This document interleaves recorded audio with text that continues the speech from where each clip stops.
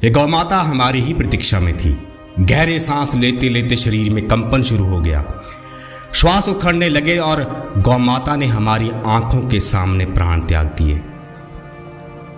यह बछड़ा जिंदा है, लेकिन कौवे इसकी आंखें नोच चुके हैं। यह नंदी भी भूख प्यास से प्राण त्याग चुका है, आंखें इसकी भी गायब हैं। यह वाला तो अभी अभी पैदा हुआ है, जीवित रहने के कोई आसार नहीं दिखते। आज ही मर गया तो महंगा ब्रांडेड और शानदार डिजाइनर पर्स बनाने के लिए चमड़ा मिल जाएगा। महिलाओं को नवजात बछड़ों की खाल से बने नरम नरम पर्स खूब भाते हैं। कुछ की चमड़ी निकाल कर अब दफन करने की तैयारी है।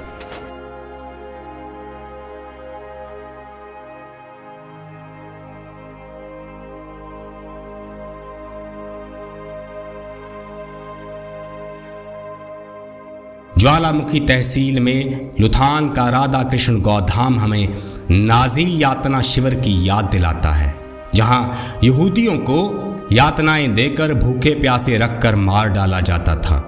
मारने से पहले हिटलर की सेना उनके कपड़े, गहने, जूते और बालों को उतार लेती थी ताकि उनका व्यापार किया जा सके। इस गौधाम की गायों की चमड़ी और हड्डियां भी बाजार में बिक रही हैं।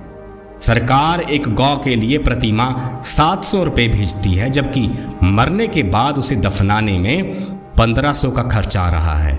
इसलिए हिमाचल सरकार ने गौवंश को ठिकाने लगाने के लिए साल 2021-22 में ही एक नायाब तरीका ढूंढ लिया था। दफनाने वाले ठेकेदार को गौ की चमड़ी और हड्डियां ले जाने की अनुमति दे दी गई और दफन करने के लिए 500 रुपये फिक्स किए गए।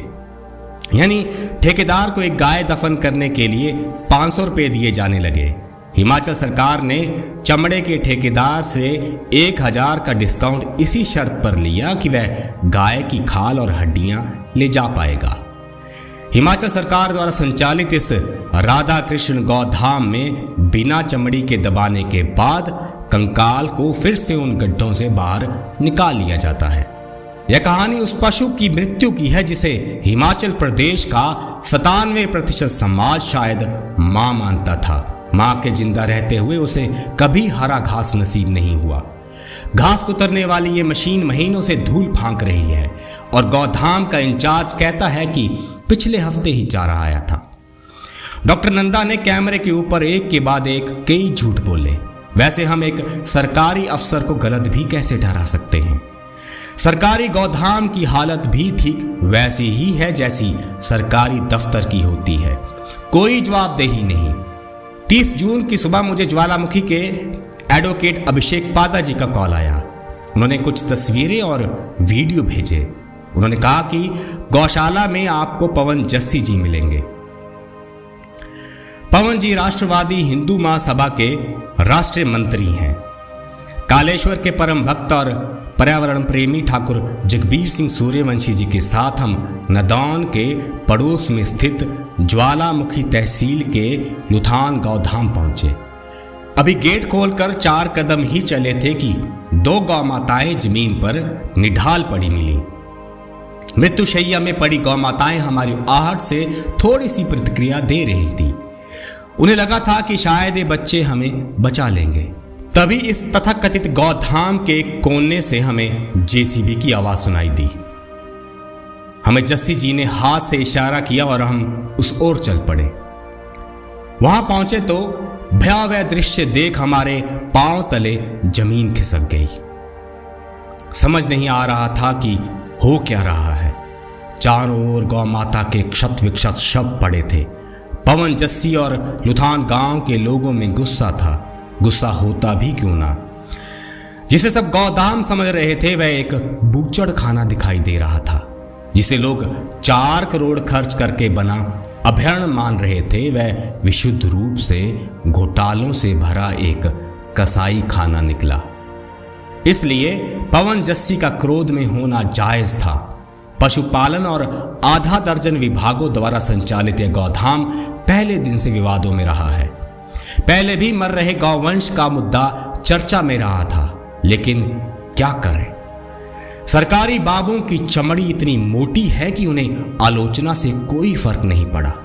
हमारे पास दिसंबर 2021 से आज तक के आंकड़े उपलब्ध हैं, जो इसी गौशाला के कंप्यूटर की एक एक्सेल शीट पर दर्ज थे।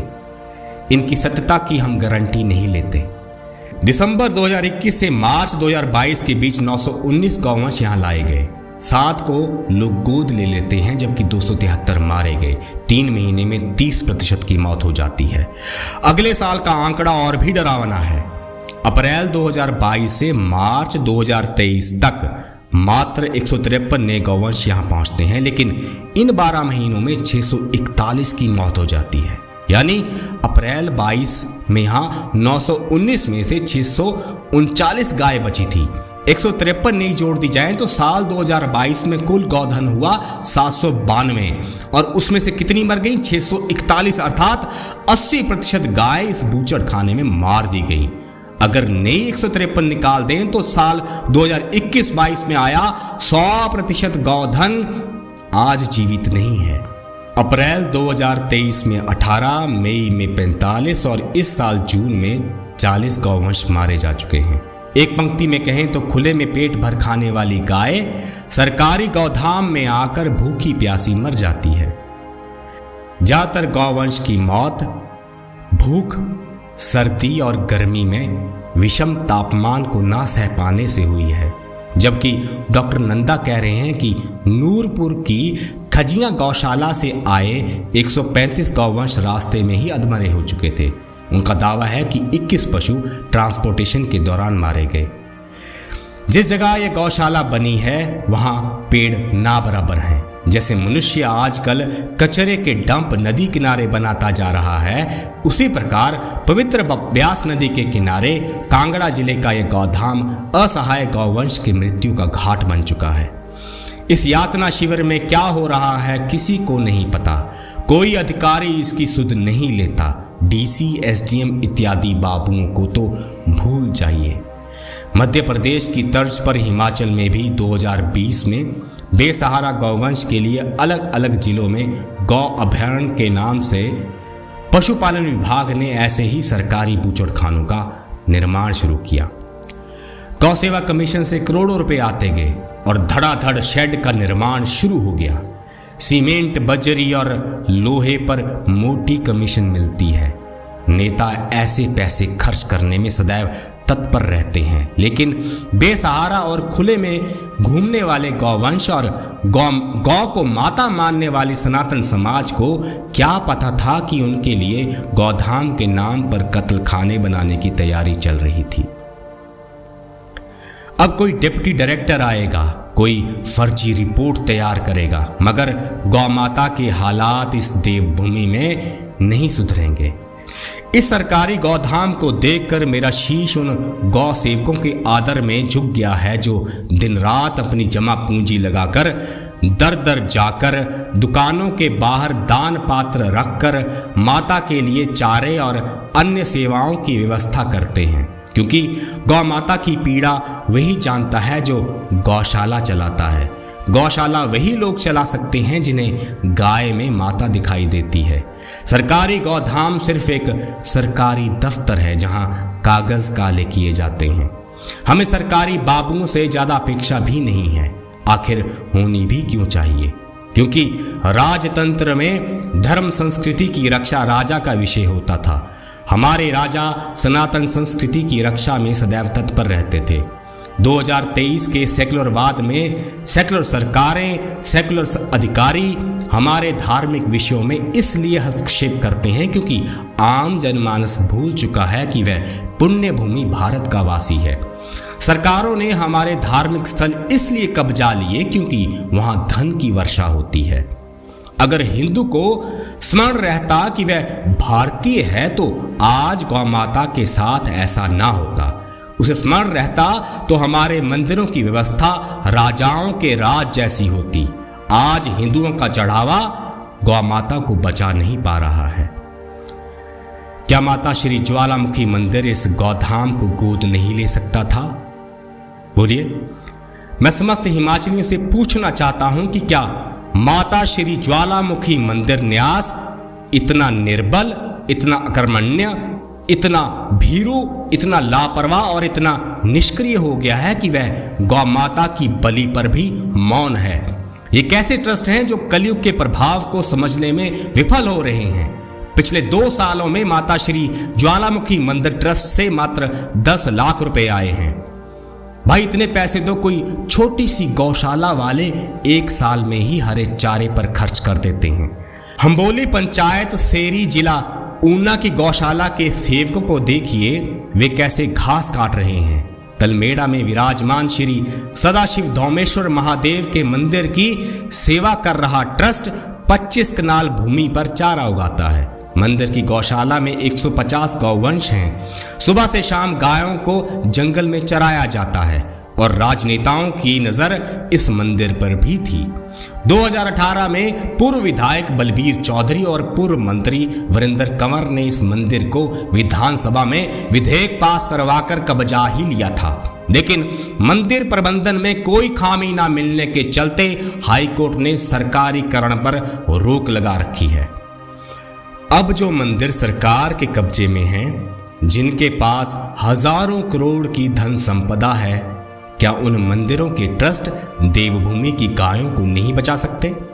कांगड़ा में श्री ब्रजेश्वरी माता जी का मंदिर है, माता श्री बगलामुखी जी का मंदिर है, माता श्री चामुंडा देवी का मंदिर है, असंख्य मंदिर हैं। कुछ हिंदू समाज के हाथ में है तो ज्यादातर सरकारों द्वारा हड़प लिए गए हैं। अरे भाई, जब एसडीएम इस बूचड़ खाने को गौधाम नहीं बना पाया तो मंदिरों के साथ ये सरकारी बाबू क्या करते होंगे, आप सोच ही सकते हैं। हिंदू समाज में दूध की डिमांड कभी खत्म नहीं होगी, इसलिए गौ माता भी सड़कों और कत्ल खानों में बेमौत मारी जाएगी। हमारे नेताओं ने कमीशन के चक्कर में विदेशों से गाय मंगवाकर भारत की देसी गाय की नस्ल बिगाड़ दी है।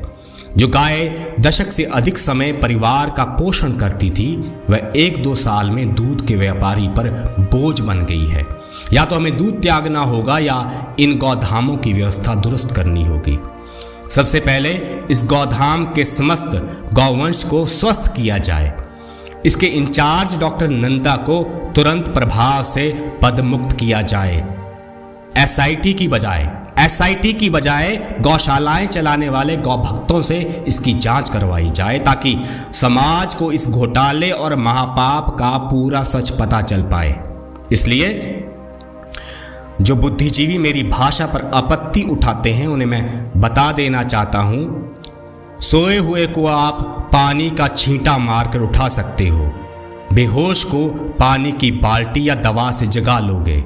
बहुत भाग्यशाली होता है वो जो कोमा से बाहर आ जाता है। मृत समाज को जगाना असंभव कार्य होता है। असंभव को संभव करने के लिए कई पागल लोग टक्करें मार रहे हैं। जिन्हें लगता है कि ये टक्करें जारी रहनी चाहिए, वे हमें नीचे दिए गए जीपे, पेटीएम, यूपीआई नंबर पर सहयोग भेज सकते हैं। धन्यवाद। जय भवानी, हर हर महादेव।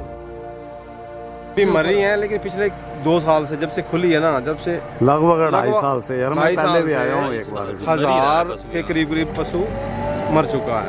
आप इनका पूरा ब्यौरा निकालो, रजिस्टर निकालो कि कितना सारा बड़ा इनके पास। अच्छा, भी हम मर रहा था तब यहाँ का लोकल समाज क्या कर रहा था? हम बथेरी आवाज उठाई है, प्रशासन ने कोई वो नहीं किया। तब तो ठीक है।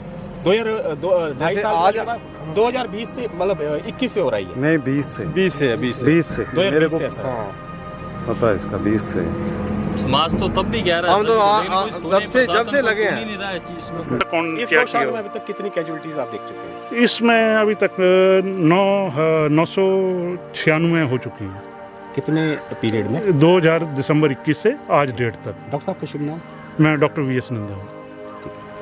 एक बार आपको क्या लगता है कि इसके पीछे क्या चूक रही है हमारी? चूक तो देखिए जी, जो एक लंपी बीमारी हुई है, आपने देखा होगा, उसमें सिर्फ हमारे यहाँ सिर्फ 15 पशु मरे, और किसी इन्फेक्शस कारण से हमारी जो पशु हैं वो नहीं मरे हैं। जो मेरी गौशाला में पशु हैं वो चिच्चड़ फ्री हैं और पिस्सू नहीं है उनको, ना ही पेट के कीड़े हैं। 900 कैजुअलिटी कैसे हुई? 900 कैजुअलिटी ऐसी हुई कि ये विद टाइम टू टाइम, आपने देखा कि ये जो इलाका है पूरा कोई छाँव नहीं, गर्म इलाका है, सर्दियों में ठंडा है। बाकी बहुत बूढ़े जानवर थे, 14-15 साल के थे, और छोटे जानवर भी थे। कुछ पालतू जानवर थे, एक लोगों ने बीच में जैसे आए होंगे वो आ गए।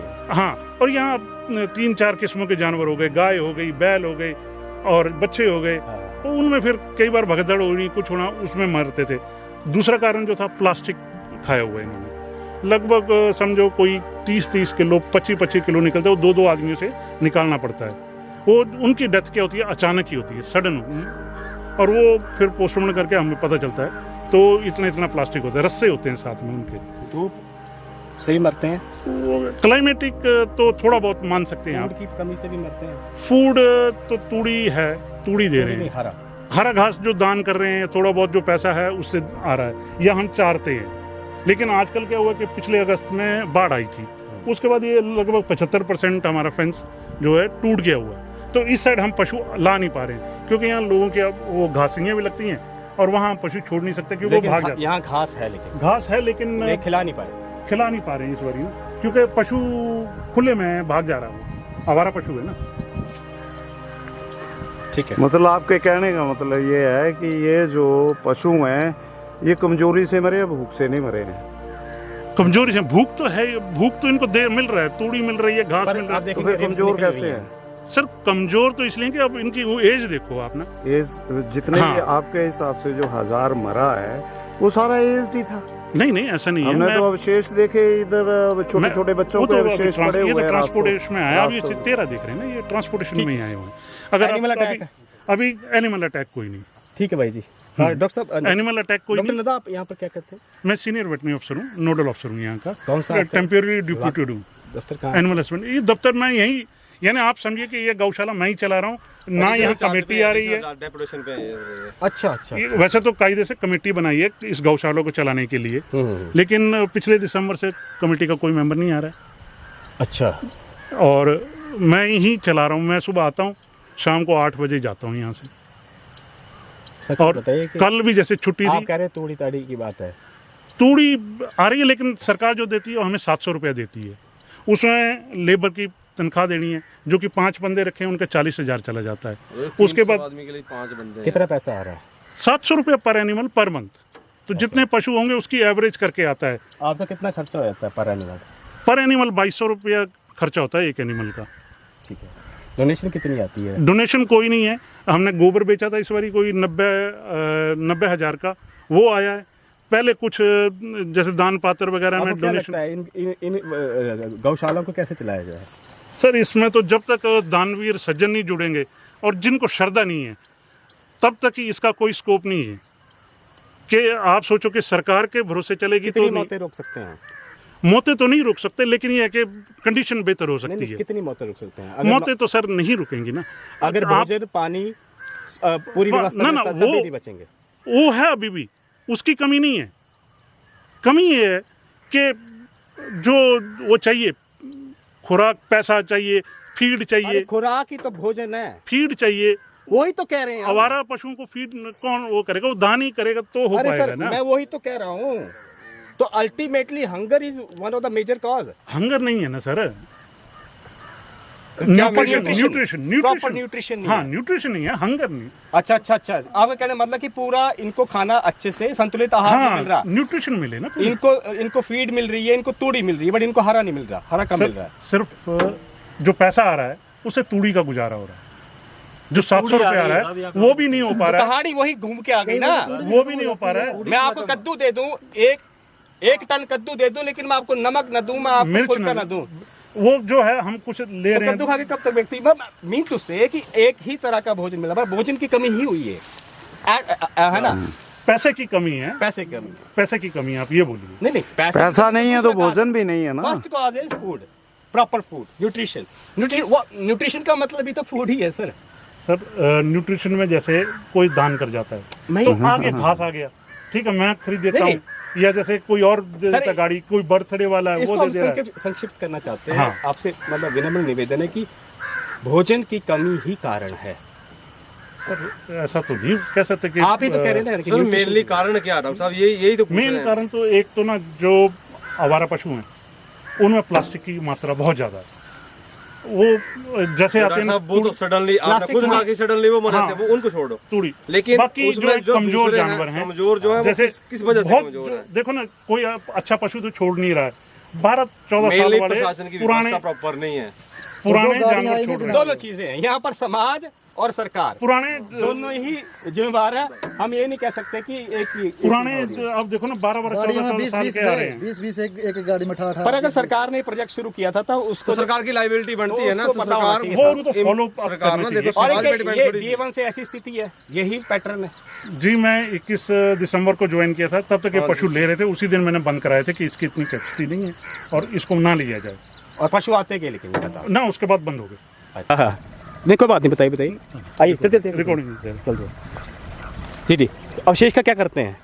ये उसके बाद निकाल के हड्डियां निकाल लेते हैं अच्छा। और सब कुछ ले लेते, तो यहाँ कुछ बचता नहीं है। फिर वो उनका अपना वो है, वो यहाँ पे उसी को फिर खड्डे को हम फिर से रीयूज कर लेते हैं। अच्छा, ये जो हड्डियां हम निकालते हैं कहाँ जाती हैं फिर? ये फिर जो जैसे जहाँ जाती हैं बेचते इंडस्ट्री हैं। में? हाँ, इंडस्ट्री के लिए जाती है। उसके कितने पैसे आते हैं? वो इनको हम 500 रुपया देते हैं डंगरा उठाने का और दबाने का। आप पैसे देते हैं? हाँ जी,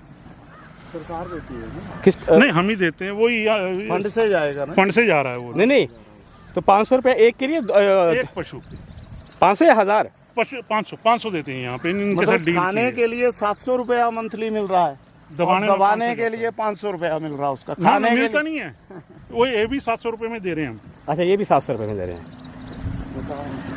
तो ये उठाना जरूरी है क्या?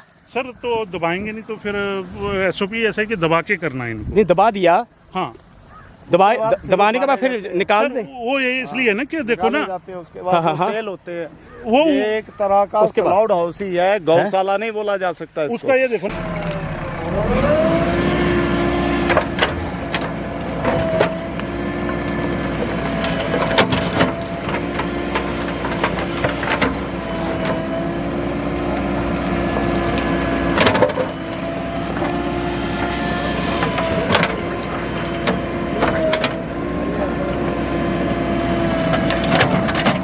लगाया हैं? है तो इसमें अगर ये दूसरा सेट, एक साल इसको आए हुए को हो गया और इसका दूसरा सेट ये लगा हुआ है, तो ये तो एकदम नया होना चाहिए, ये तो नया होना चाहिए। मार्च महीने पिछले साल तो इसका ये मतलब ये है कि ये बदला 1000 नहीं गया। पशु उन्होंने मार्च महीने में लगाया। ये वैसे का वैसा ही है ना, इन्हें तो हार कोई नहीं है। और ये देखो आप, जो साल भर चलेंगे वैलेट है नहीं, हरा नहीं आधा। हाँ, पर डॉक्टर साहब 2 हफ्ते बोले, 2 हफ्ते वाला कौन?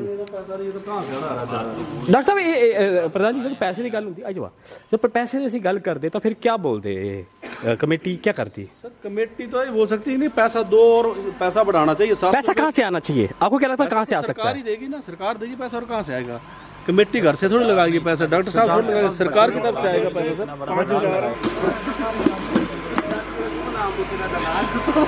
सर जी प्रधान जी ਤੁਹਾਡਾ ਸ਼ੁਭ ਨਾਮ? सर मेरा नाम सुरेश कुमार। जी सुरेश भाई, ਤੁਸੀਂ शुरू से दिखा दे ना जी जी। और आप इसकी जो कमेटी है उसके मैं सदस्य हूँ उसका। सदस्य हैं जी। और प्रधान कौन होते हैं? प्रधान इसके जो अध्यक्ष हैं वो SDM साहब हैं। SDO SDM SDM साहब हैं। जी जी। और कौन कौन अधिकारी है इस कमेटी में? और जैसे इन्होंने शायद फॉरेस्ट से भी लिया कोई। अच्छा, गैर सरकारी और सरकारी सरकारी, हाँ, सदस्य टोटल कितने सदस्य हैं? गैर सरकारी कितने हैं और सरकारी कितने सदस्य हैं? सारे 12-15 हैं शायद। देखो अंदर कितनी गर्मी है और बाहर भी देख लो कितनी गर्मी है। इतना पशु रखा है तो कम से कम थोड़ा अरेंजमेंट तो होना चाहिए। पक्का कोई नहीं है ना? पक्का कोई नहीं है।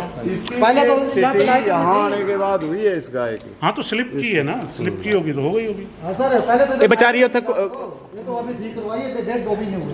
पहले तो लाइट नहीं चलती थी अंदर की। अच्छा जी, ये लाइट भी नहीं है इसमें? लाइट नहीं थी पहले यहाँ पे, हम आते थे ना तो रात को तो लाइट नहीं। कितनी पॉइंट लाइट है? 2 महीने हुए हो गए। अच्छा, हुण हाँ, हाँ। अच्छा, पहले तो लाइट नहीं थी। यानी कि 2019 बस ये बल्ब लगे 21 और 22 और 23 चीज का लाइट लगी। हाँ बैठी थी भाई।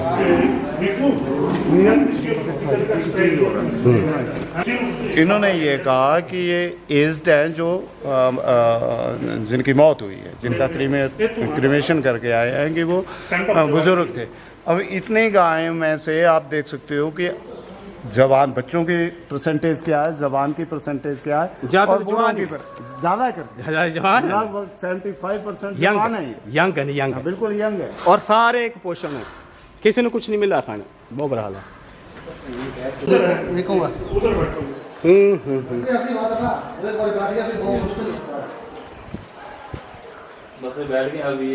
अभी उठने पाएंगे, जो बैठे हैं नहीं उठेंगे आप। 1 2 3 अब इसकी स्थिति भी खराब है, हमारे भी कंडम ही है नहीं। मेरे ध्यान ना बड़ा है ना, डरे आए दिखाई भी नहीं। अरे देखो ना, इधर ये बड़ा इधर ही खो लग रहा है, सब कुछ इधर ही है देखो। अच्छा ये अब जिंदा ही है, देख लो इसको जिंदा ही खा लिया, जिंदा को ही खा गए हैं, जिंदा हो जाओ। डॉक्टर साहब ये क्या, इसकी क्या एक्सप्लेनेशन है ये? सर ढके होते हैं, उठाए होते हैं, लेकिन कौवे आ जाते हैं कहीं ना कहीं जो पीछे पीछे खा लेते हैं। और कौवे ढके होते हैं तो भाई जी ऐसा डॉक्टर साहब ऐसा मत बोलो।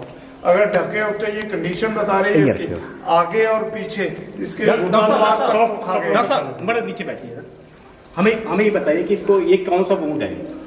ये तो कौवों ने खाया हुआ है। क्या खा लिया इसका? आँख खा ली है, खा ली है, अंदर आँख ही नहीं है। आँख खा ली है। कौवे आ जाएंगे, उसने खाया हुआ है। तो जबकि बिठा के गए थे हम इसको, वहाँ पे आराम से बिठाए तो हुए। मतलब हम कौवे भी उठा नहीं पा रहे हैं इनसे। कहाँ उठा पा रहे हैं भाई जी? अगर कौवे उठाते होते तो ये जिंदा लाश बनती। आँख तक निकाल ली है इसकी। अब इसकी आपको ट्रीटमेंट करेंगे? दी हुई है, क्या दिया? दर्द के टीके लगाए हैं और ग्लूकोज चढ़ाया है। जख्म के ऊपर कुछ नहीं है सर इसके खुदा द्वार को देखो, पीछे से खा लिया जिंदा का ही, ब्लड निकल रहा पूरा।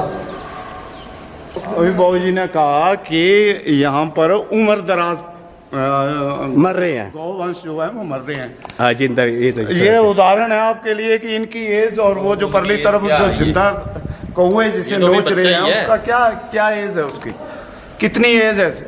इसको बोल सकते हैं ये कुपोषण की वजह से मर रहा है। डॉक्टर साहब क्या की जा रही है? मॉलनरिस्ट है ये कुपोषण है ना? पोषण तो नहीं कह सके, कमजोरी जरूर है इसको बहुत।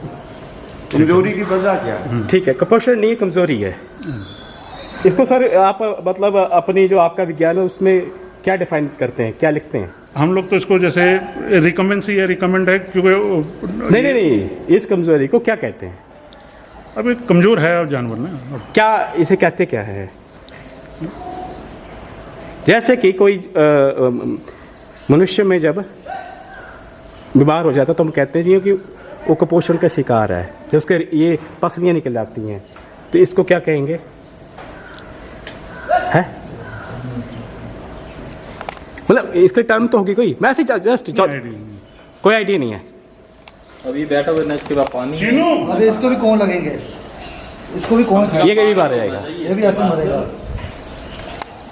अभी इधर आओ ऊपर, थोड़ा इधर भी है कि डाटा बुड्डी पड़ी हुई है, इधर देखो।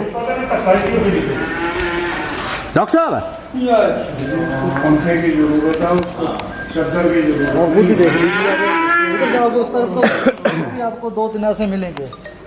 अब ये 2 इधर बैठे हैं, ये भी खत्म बैठे ना? हाँ हो गया ये इसका लास्ट टर्म है इसका, अभी देखते देखते हो जाएगी, देख लेना।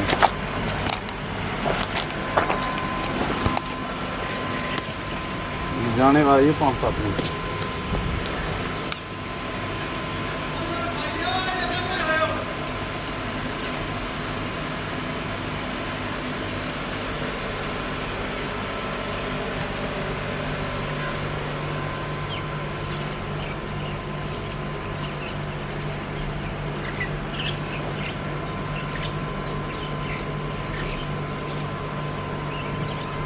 हो गई भाई, हो गई ना, हो गई ये, खत्म हो गई। हाँ हो गया इसका खेल। आखिरी इसे इधर मुंह च कीड़े पे चुके भी रही। हो गया इसका भी खेल खत्म, देख लो आप। नहीं उसका ये जो वाइब्रेशन थी ना, हाँ ये इसका जो प्राण त्याग, आत्मा ही निकला ही प्राण त्याग करी। वो छोड़ कर जा रही थी। बहनचोद इतना पाप दे, पता नहीं है लोग कैसे बर्दाश्त कर सकते हैं ये लोग। मैंने आपको बोला था ना कि ये जाने वाले ही है, हो गया इसको। ये सारा वेट कर रहा देखिए बस हमारे सामने, मैं तो खड़ा ही इसलिए हुआ हूँ कि मेरे को पता था ये जाने वाली है। इसको अंदर रखने का क्या फायदा, सुबह से इनको चाहिए था ये, कल से आई हुई, कल की धूप भी यही पड़ी होगी इनकी।